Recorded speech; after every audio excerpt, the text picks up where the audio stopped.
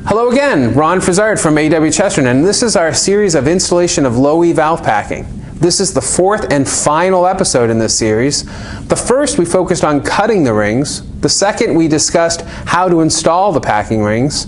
Third we discussed the bolting of the valve. And in this video we're going to discuss how to tighten and consolidate the valve packing. Now that we have gotten a torque value from our packing vendor with the measurements from the valve and the reference to the anti-seize we are using, we are ready to tighten the bolts. Some vendors have an app that makes this a really easy step. The first step is to take the nuts down the bolt until it's on top of the gland finger tight. The next step really depends on how large the torque value is. You really want to kind of break it up into smaller pieces. If it is a small valve and a small torque value, sometimes all you need to do is break it up into two parts. If it is a large valve and a large torque, sometimes 3 or 4 times is better. In this case, we'll be using a torque of 90 foot-pounds. We will break this into 3 steps of 30 foot-pounds. So that's 30, 60, and 90 foot-pounds.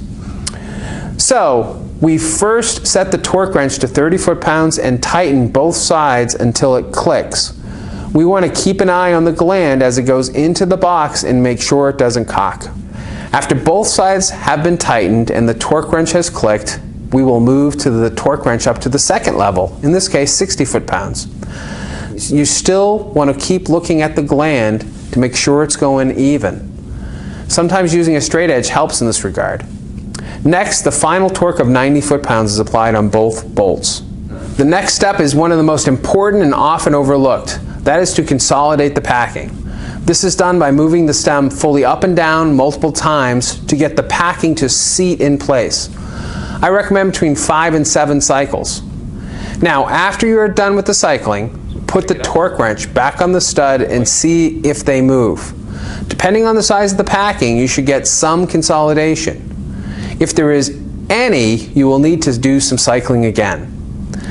Keep doing this until there is no movement from the studs with the same torque value. Well, I hope you enjoyed this series on LowE valve packing installation. If you have any questions or want to contact me, feel free to email me at ron.frizzard, F-R-I-S-A-R-D, @chesterton.com. Thank you very much, and as always, please subscribe to our channel.